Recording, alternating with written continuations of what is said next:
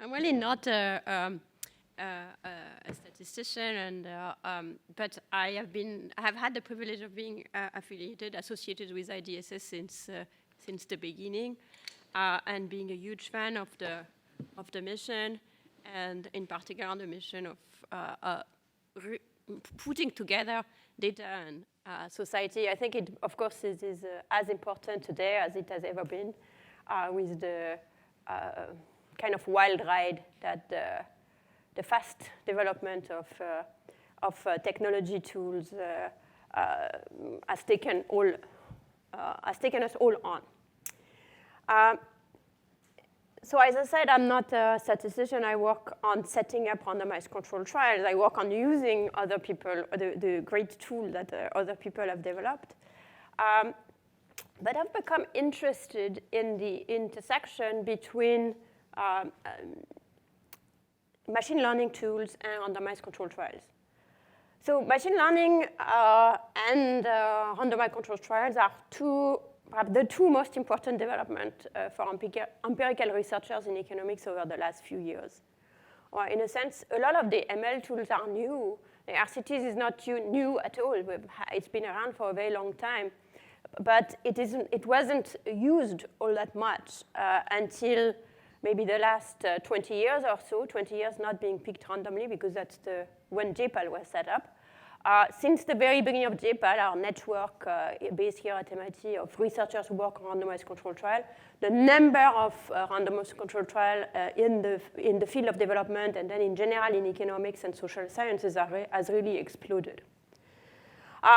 You would think the two tools are largely have to live their life mostly separately, because most of machine learning is primarily designed for prediction across a large number of variables, while RCTs in their purest form are really for the estimation of a low-dimensional parameter. In fact, in its purest form, one-dimensional parameter, the treatment, or you compare the treatment to the control, it's a very well-defined question that you can address with classical statistics. So it seems that they would essentially have quite different application. Actually, not in terms of topics. For example, in development economics, machine learning tools have become quite popular as well as RCTs. It's been used for predicting which region or which person is poor. A work, for example, by Josh Blumenstock, which found an immediate application during the COVID crisis, where the government of Togo was looking for a way to very rapidly target area and people to whom they could send very, very limited budgetary aid during COVID. So they did two things quite remarkable. The first thing is, in a couple of weeks, literally, finding a way to connect people to the possible social cash transfer using a digital wallet that people have their cell phone. And the second thing is finding a way to quickly target them in the absence of any data. So what did they do? The first thing they did is that they targeted poorer regions using satellite data, range of satellite data that are available to predict, using machine learning tools to predict and train on past data to predict which regions are likely to be poor. And then they used cell phone metadata. So they use how many phones people have and how much they're using it to predict whether in a particular region someone is poor or semi-poor or not that poor, and excluded the not that poor. When you compare that, they had the time. So this is how you can combine machine learning and RCT. You might think that this process could be pretty bad, or maybe it's pretty good, we don't know. And in order to find that out, in the context of rolling this out in the middle of COVID, they compared this way of targeting people to a more standard way using a proxy means testing, so where someone goes to the house and tries to figure out the characteristic of the house, and compare their strategy into reaching like a kind of a ground truth on a smaller sample. So that's kind of a way that the two are combined, but they are combined in living in separate paths. So you could use, and that's used for prediction like it is used here in a lot of settings. NIAC has used it for classifying urban landscapes to figure out, using, again, satellite image, trying to classify which region is, which part of a city is a slum versus not a slum, and so on. But what I want to talk about today is how I've come to think about machine learning tools not only necessarily in a parallel path, but also as a useful complement to sort of modern randomized controlled trials, which are much more sophisticated than the basic, what they used to be when we were doing experiments on people's farm, where you have one field and another field, and you compare, and you can use randomization inference and be done with it. Today, many RCTs that are actually in the field that are useful for policy face some problems which become high-dimensional. The first one is maybe we have a lot of data on the people on which the experiments are being run. So although the experiment was randomly assigned, why wouldn't you find a way to kind of reduce the noise as much as possible? This could be done by machine learning methods. I some work with Viktor Tchernozukov, Mert Demirer, actually a bunch of people, many people, to try and looking at how you can kind of use machine learning methods to get rid of the nuisance parameter. And in the case of RCTs, it's to give you more precision. This has now been used, actually an easy-to-run version of that using a double lasso developed by Victor and Chris Hansen. He's not actually pretty standard issue in any analysis of RCTs in the development field, and I'm seeing it used in medical journals as well now. So that's one. The second one is there is a lot of variability in people and in regions and where things are done. And one question you might ask yourself is, what are the relevant dimensions of heterogeneity in treatment effect? So in medicine, the culture is very, very reluctant to get into heterogeneity of treatment effect unless it's been pre-specified in advance, because that opens the gate very wide for data mining. And there is the worry that you have a drug that doesn't work on average, but it might work for short people with red hair, and therefore we should at least approve it for short people with red hair. But of course, it could have been by chance that the outcomes are better in this sample for treated people in this subgroup. So when we have enough subgroup, if you run enough regression, some of them will give you an appearance of a treatment effect. So a question you can ask yourself is, how can I use machine learning to discipline this process and find which groups actually are more affected than others? And it's easier said than done, but it can be done. So this is some work, again, some work I've done with Mert Demirer, Viktor Tchernozukov, and Ivan Fernandez as well. Finally, you could have some of the experiments now have many treatments. And you might say, why would you do that? Why would you have many treatments in samples that are not necessarily that large? Well, the reason is that the world is a big, complicated place, and there is a lot of things we don't know. And if you're going to have one shot to run an experiment, you might as well run one where you throw all the darts at the table. But then that creates the issue that, how are you going to analyze your experiments? It has I'm going to show you one today with 75 possible treatments. And is there a way to clean this? So that's what I'm going to spend most of what I'm going to do today. And this is actually very relevant in fields. I think it's this idea that there are many things you could do. So if you run A/B testing in your Amazon, well, you're going to run treatment in sequence. And you have, you get answers generally very quickly for things you're interested in. So you can just go from one to the other, to the other, to the other.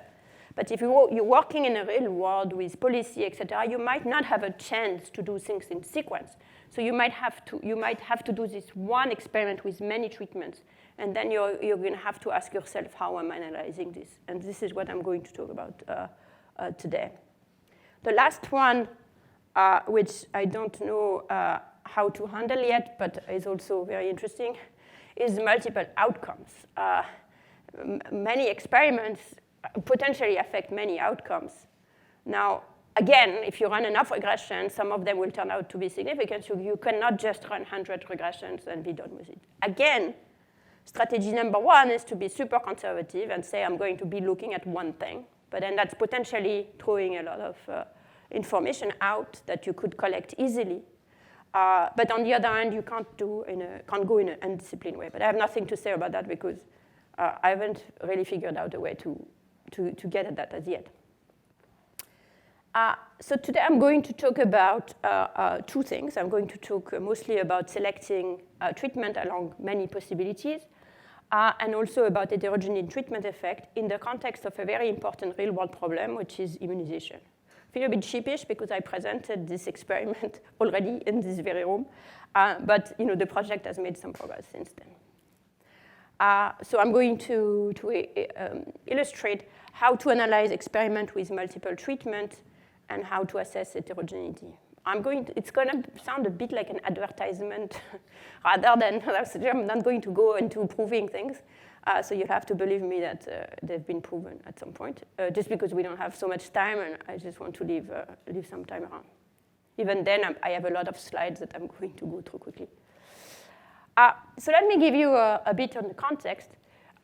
So immunization is one of, in particular childhood immunization, is one of the most effective and cost-effective to prevent illnesses, disability, and death. And yet, so before COVID, about 25 million children every year did not get the essential immunization that you should be getting in your life. So this is despite the fact that government expenditure had risen substantially, but there are some countries where, despite these expenditures, immunization remain low. And India is one of them. In fact, India accounts for a large fraction of the non-immunized children under 5 in the world. In Haryana, which is a state where Delhi is, which is a population of 25 million people, so that's not anecdotic, the coverage is only 52%, was only 52% in 2013, which is about when we run this experiment. So why would people not want to get immunized? Well, one that we have become very familiar with since COVID is doubt, side effects, doubting the motives of providers, not understanding that you need that, etc. So this actually in Haryana was, at least before COVID, this may have changed since then, but before COVID was really not a very important factor. When we ask people what they think about immunization, parents, what they think about immunization, 90% think it's beneficial, only 3% think it is harmful, and yet only 40% of them get around to vaccinating their kids. So the gap comes into ease and procrastination. So today, it is fairly easy to immunize your child in Haryana because the government will send teams quite regularly, so it's basically close to people's doorstep. So what's left in order to nudge people? What people discuss frequently are small incentives. So in a country like the US, we don't have financial incentive to immunize your kids, but you kind of have incentives because if they're not immunized, going to school is complicated. You have to get a letter from your doctors, which is not going to want you to give you the letter, and so on. So think of that as an incentive of form. Of course, we don't have the ability to do that quite in this form in India, because you can't really have an obligation that you cannot guarantee that you make it available to people. So you can't make immunization compulsory. So I've done some work showing that small incentives, for example, a kilo of lentils in some work in Udaipur, can be effective. So here we are going to try cell phone top-ups. Another common instrument is reminders. So that I'm sure you're getting a reminder to do this or to do that. So when the child is due for an immunization, to get a text, to the Indian Academy of Pediatrics, in fact, has a whole system where you enter your phone number and the date of birth of the child, and they'll remind you it's time to get the kids vaccinated. Again, it's not going to convince someone who doesn't want to do it, but is going to provide the nudge to get around and do it. And finally, newer to the toolkit is the leveraging the social networks.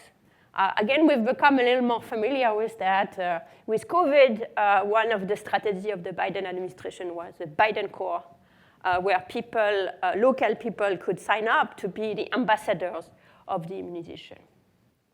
So this is a strategy by which we have some work with Arun Chandrasekhar and Matt Jackson, Abhijit Banerjee, where we show that people are quite good within a village at identifying the movers and shakers, if you want. So what you can do is to interview very few people and ask them, hey, who is influential in your village? As in, who is good at spreading information? And people tend to name the same people. So there is a lot of consensus. You can introspect in your workplace, in your neighborhood, who is the kind of the people who always know what's going on. So people have consensus on that. And then the people that do name are actually very central in a network sense. They have high eigenvector centrality. And if you give them a piece of information, it does spread fast. So that's kind of newer to the toolkit.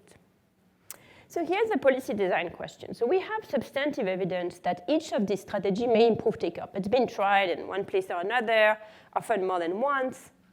But we need to know which strategy is the most effective, so would give you the most increase in immunization, which strategy is the most cost-effective, which is not necessarily the same one, because something could be very cheap and increase immunization just a bit, so it's very, very cost-effective.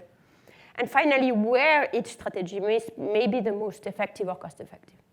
So you might have a strategy that's not cost-effective in general, but it could be cost-effective in some places. So how do you know where to go?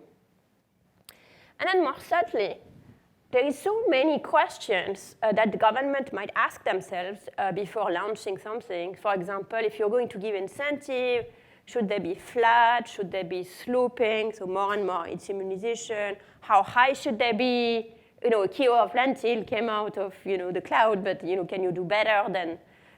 Do you know what's needed? If you're going to send SMS, do you need to send them to everyone? If you're going to select dissemination ambassador, do you need to select pure informational gossips or people who are trusted or both, and so on? So there are a lot of dosage, and then the issues, questions you might have.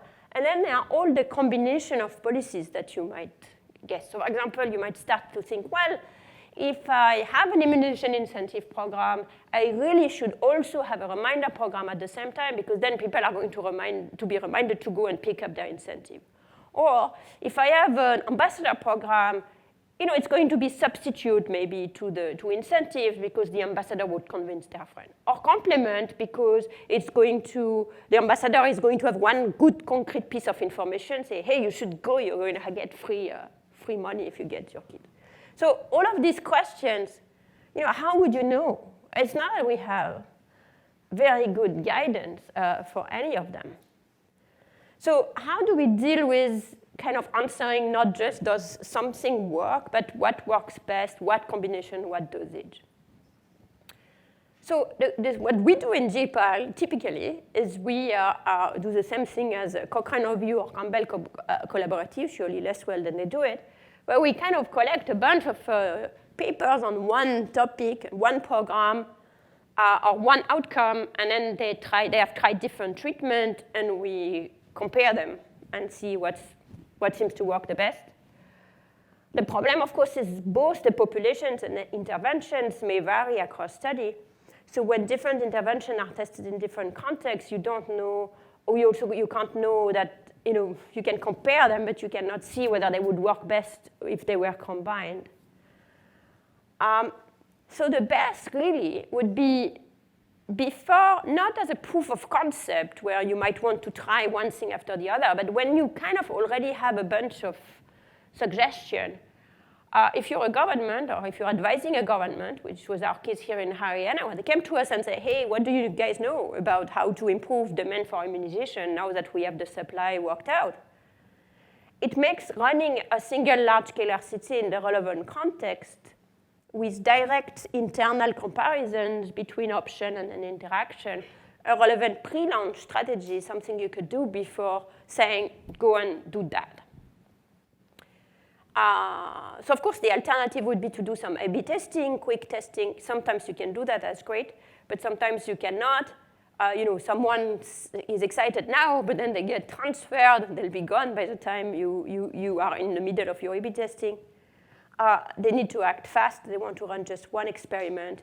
And then depending on the outcomes, immunization, you're going to get the kids fully immunized within a year, but something will take much longer.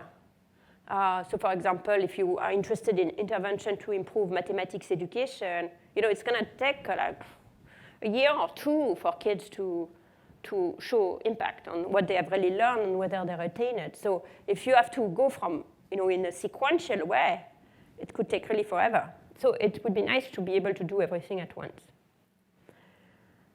But then you have this problem, which is you have a lot of potential options between different policies, their interaction, and the dosage. So what do you do?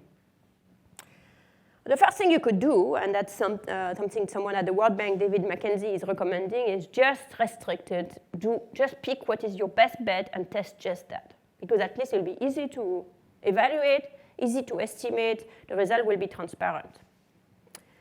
Option 2, include all the combos, but either you have really, really, really, really large sample, or you lose power, and you may have, like, nothing looks significant because there are so many things you're trying.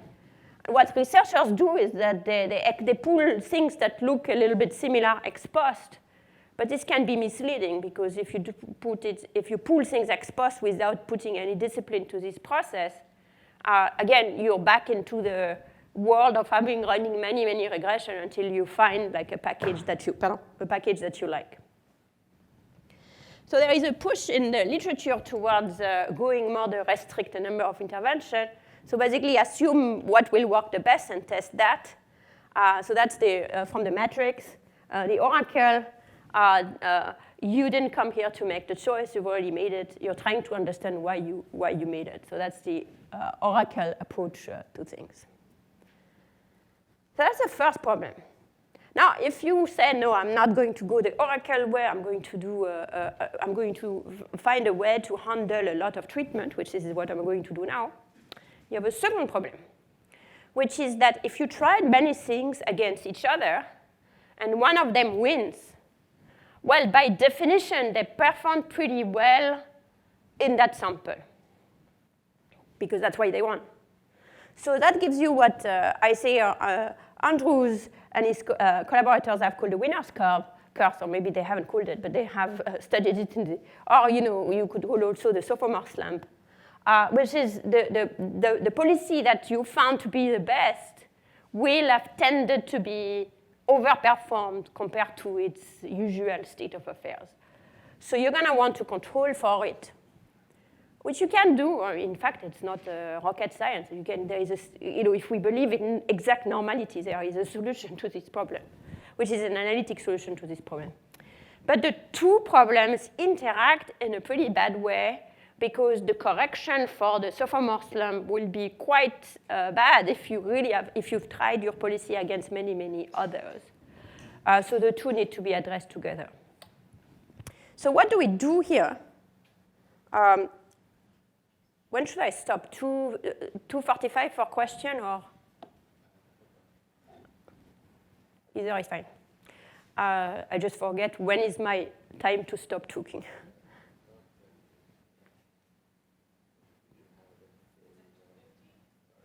2:50, so 10 minutes. Okay, great. So what do we do here? We write a problem for what we call treatment variant aggregation. So we write each unique policy, not as each unique policy bundles, as marginal differences in dosage. So imagine, for example, for a doctor, they are looking for a combo to address HIV. They have 3 drugs that they were using together. So the 3 drugs each could have different dosage.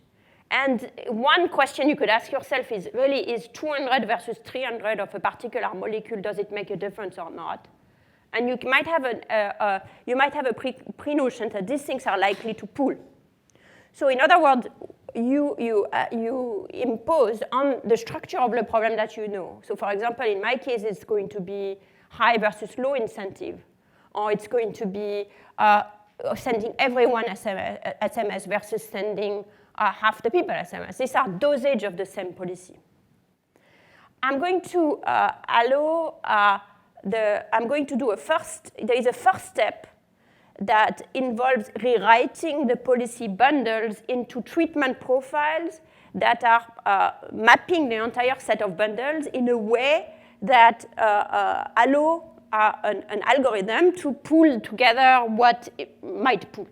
So in other words, I'm pointing the algorithm towards what should be pulled, and therefore increasing the power, what might be pulled, and maybe it isn't pulled. That's why I tested. Once you've done that, you basically have a set of policy written as a potential marginal changes over a baseline bundle. And you would want to write, so for economists, instead of, if it was, for example, a 2x2 intervention, instead of, you have, by definition, a tree, you're going to have a control group, like an omitted dummy and tree interaction. But instead of each being mutually exclusive, you have main effect and then interaction over that. And same thing with the dosage. So there, you're now going to see whether the interaction matter, whether the dosage increase matter in a way that is disciplined by whatever you know about the structure of the problem. Then when you have a lot of variables and you're trying to get rid of some of them because you're trying to pull some variants that should be pullable, or to remove anything that doesn't work, so that's what we call pruning, which is pulling with zero. You have an issue, which is you can't really run lasso exactly on this problem because there is a lot of correlation by construction, a ton of correlation between the variables. Because the main effect and the interaction are constructed to be correlated. But it's a problem you can solve, so we use the puffer lasso to inflate that. This is the uninflated puffer and the inflated puffer. What it does is inflating the matrices so that this correlation is broken, at the cost of increasing, of course, the variance. But it works very well for a problem like ours, where the increase in the variance is going to be bounded by the structure of the problem. And finally, once you have that, you run your lasso, you know what the support is. You can go back and redefine your policy as unique bundles and run a standard regression. So that's where I'm going to cut the details, which I had left on the slide in case I was very slow, but I'm going to very quickly run through them to give you the results of what we get in this case. But for that, I have to tell you a bit about the context. So again, it's Haryana, 52% fully immunized kids. In our study district, which tends to be low immunization district, only 40%. There are 5 vaccines for full immunization. They are free to everyone and are delivered by primary health center, sub-center, and then 1 vaccination drive a month in each sub-center. The intervention ran for a little over a year in 7 districts, 2,400 villages, including 900 where all treatments were run. Lots of kids. We had to, by the way, we had to design the database to create the intervention, etc. We have about 300,000 unique children and almost 500,000 vaccines. The interventions are incentives. They are crossed 2 by 2. Flat incentive every time the same treatment versus slopey, high versus low. Then we have reminders, personalized SMS and call stating that it's time to get such and such vaccine for your child, and telling them where they should go. And finally, ambassadors. So these people are either randomly selected or selected to be information seeds using the method I described, or to be trusted, or to be both. So all of this is cross-cut. So there is a lot of cells. So eventually, when you have finally doing your pizza pie of treatment, it's 75 possible unique combinations. That's a lot. Even in almost 1,000 villages, it means each village, each cell is quite small. So that's the problem that we have. So that's what to this set of 75 treatments that we are applying our algorithm to pull the treatment that really should be pulled together, to prune what can pull to zero, and finally have a relatively small set of policies that we are going to compare that's going to estimate and then correct for winner's curse. Before I go to that, let me show you the effect of all the policies not interacted. So that would be the not doing any interaction. The incentive work when they are high and slopey. And the reminder, the ambassadors work just as well. So that's kind of a first conceptual finding. Now, what do we do when we try to find out what's the best combination and what's its effect and what's its cost effectiveness? So we do all of the methods that I talked about. That's where I'm going to really just get rid of the details and get you the results. So this is what I explained during the introduction. So once you do the pooling and pruning, you're left from the 75 regression we had originally. You're left with only 4. These are the ones that are separatable from each other and separatable from 0.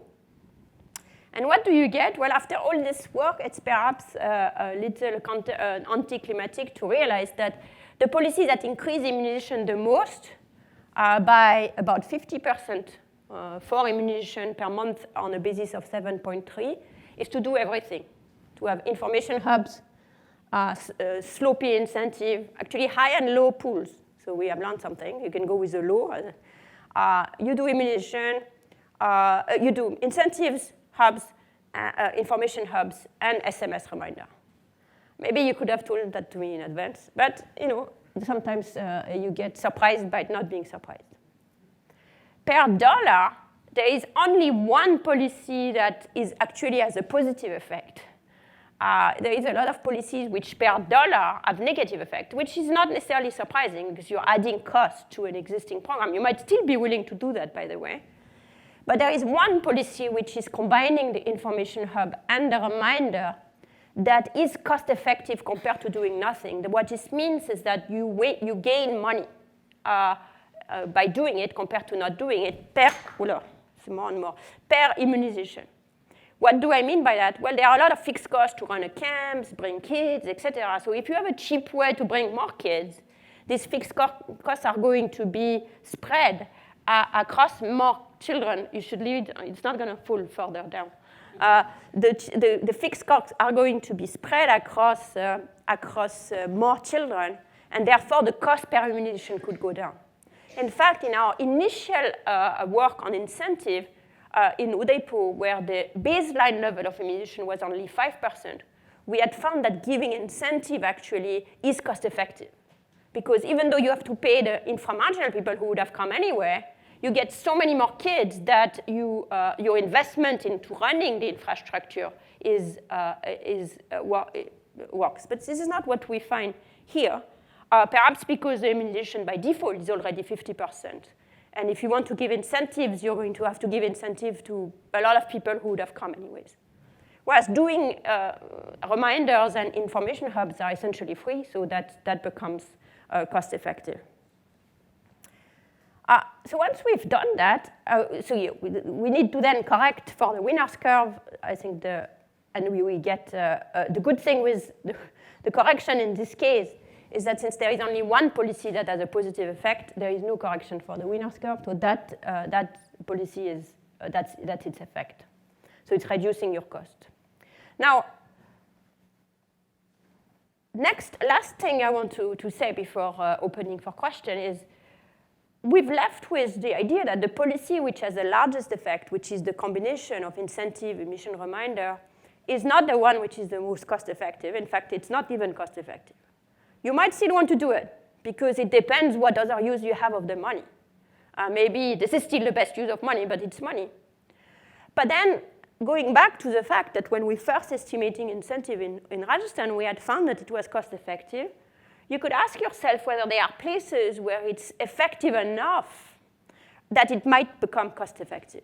And in that case, you might say, well, I'm going to concentrate my effort there. So for that, you need to have a method to estimate the heterogeneity in program effect. And that's the method that we developed with Victor and Ivan and Matt, which is a double machine learning method for finding heterogeneity in program effect that's agnostic to any machine learning method that you like. It has less assumptions than others. The cost is we cannot estimate a full conditional average treatment effect. We cannot tell you what would be effect for Ali and for Esther and for Munder. But we can estimate feature of that heterogeneity. For example, is there any? Or really, does it seem that the data cannot tell you that it looks as good as homogeneous? Or if I separate the data in 5 groups, what's the effect for the least affected group, the most affected group, and the group in between? Or, going back again to these 5 groups, are there salient features of this group that comes out? When we apply these methods to this data, so you recover an estimation of the average treatment effect, which is slightly different because the method is different, but again, remember about a 40% increase over the mean. And then this table also asks you with the coefficient beta 2 is there any heterogeneity or not? In other words, in half of the sample, you can predict what would be, you can run the model, and then in the other half, predict what would be the effect for a person with a given set of characteristics, and then see whether the treatment effect, in fact, align in this way. And if it doesn't, it can tell you that what you think you estimated in the first half was junk. It's not, and so the coefficient here is 1 in the other sample, which means that the real heterogeneity is very, very aligned with the one that we estimated, suggesting that there is real heterogeneity in this sample. This is a treatment effect arranged by the least affected to the most affected. 2 important things. First, you can see there is a lot of heterogeneity. Actually, 3 important things. Third, the most affected group are very affected. It's an effect of 10 immunization on a basis of 7, so it's more than a doubling in immunization rate. Third, the least affected group are negatively affected. So some people actually, in some cases, this intervention actually decreases the overall immunization that are given in the village. So this is something that's, of course, very important to know because you wouldn't want to do the program in those places. And it might seem strange. So we can look at whether this is plausible. So for that, one thing that is helpful is to say, which are the places that are very affected or that have this negative effect? And so you can now compare the demographic characteristic or baseline immunization characteristic of people belonging to each of these 5 groups. And the one thing that comes out here is that where you have very high positive effect is in low immunization places. Again, you might think, well, I would have guessed that, but it's not clear because they have low immunization for a reason, maybe because they hated it. But in this case, it turns out that it's in low immunization places that the effects are the largest. And secondly, it's in high immunization places that the effects are the lowest. So is it plausible to think that? Well, Urignisi has a lot of work. In fact, he has a new book on incentives showing that incentives frequently backfire because they remove intrinsic motivation. So here, in settings where people were getting the immunization shots anyway, and now you start paying them to do it, they're like, oh, why are they doing that? There must be something I didn't know. I was told it was good, but now they need to bribe me. And it might actually discourage them. Whereas in places where intrinsic incentives were very low, people weren't doing it, then they are kind of prompted to do it by this. So it's an important result, one that I didn't expect at all, that needs to be probed and replicated. I don't want to say it's the last word on this, but it's something that where it shows that the heterogeneity analysis was helpful. In terms of cost effectiveness, we now have a different results because if you could focus on those categories that are most affected, which you can because you know their characteristics, if you focus on those places, then it becomes about as cost effective as the control group. So it means it costs you nothing. So you increase immunization by 300% for no money per shot, which seems a great deal. So it shows that at the end of this entire exercise, what we can tell our partner from the government is, A, go ahead and do immunization ambassador and SMS reminder everywhere, combined. B, in the places with very low immunization to start with, it is really worthwhile adding these small incentives because it's going to increase your immunization a ton. It's not going to backfire, and it's not going to cost you very much since you already have the incentive in place. So to summarize, it's not trivial to select a cost-effective solution at scale. The interactions are important. The effects are subtle. This can be handled by dealing with this numerous treatment bundle option. It's a temptation to pare down due to power concern or to make things simple. But you can see that if you don't know in advance, which was very much the case here, then you really get useful information. And this TVA approach of pooling and pruning is a simple data-driven approach to do it, which you can pre-specify. So it doesn't need to be, you tie your hands on the procedure you're going to use, and it's going to deliver interesting results. Similarly for heterogeneity, cost effectiveness may require tailoring specific packages to specific places, and this can be done in this way, in this setting. There are other ways to do it, but that's the upshot of this particular experiment. Thank you so much.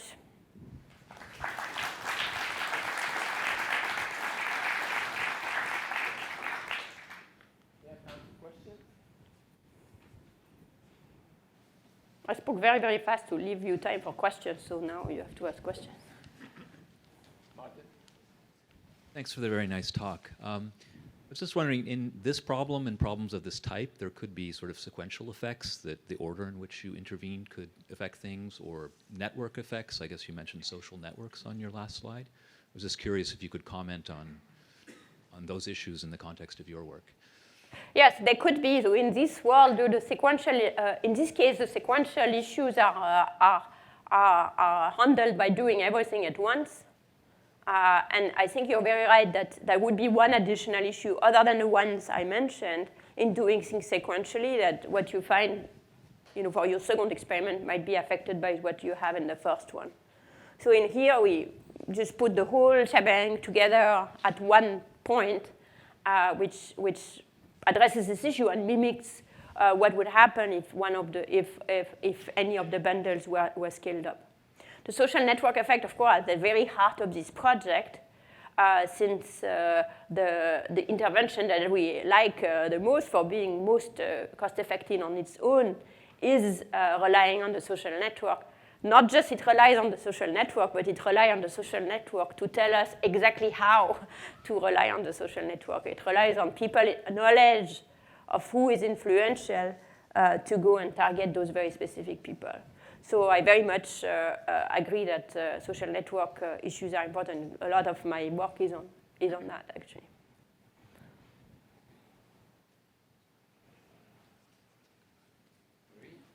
Thank you very much. I was just curious whether then you follow whether these changes in behaviors stick with the people, either for the vaccines that actually you need to have more shots later, let's say teenage vaccines for girls, and also whether these attitudes can go across generations, right? Because I would assume in India you have these households where maybe there are different if you induce a change for the vaccine of one child, then it can have repercussions also like across generations. So to what extent do you follow the success of these trials in like making these like habits of vaccination stick with the people? Yeah, that's a great question. So in this particular project, not at all. This is a really kind of trying to go at scale and in a cheap way, pretending to be a government. We almost have only administrative data, and we kind of, in fact, even lost our source of data quite quickly after the experiment was concluded. In other settings, we've looked at habit formation. For example, I have a former student who is now at Harvard Business School, which set up a whole experiment to look at power of habit forming and hand washing. And showing not only that when people start to wash their hands, they continue, even when the original impetus to do it disappears, but in addition that people understand that there is a habit-forming event. So if you announce to them that there's going to be incentive to wash your hand regularly in the future, they start today in order to get ready for the moment where this kicks in. So not only people have some habit forming, but they also understand that they also understand that they exist. In general, in a lot of settings, we see strong habit formation. Some of them are technological. So, for example, if you send people comparison to their neighbors, you probably got all these letters about your energy consumption. While they get the letters, so this has been randomized to death, so we really know the effect of these experiments. While people get the letters, they consume less. But when they stop getting the letter, they don't go back up. And part of that is things like once you set up your thermostat, you are not going to go back and put it back down or up, depending if you're in a cold or hot region. And part of this is also habit forming, where it's okay not to be cold in summer and hot in winter once you get used to it.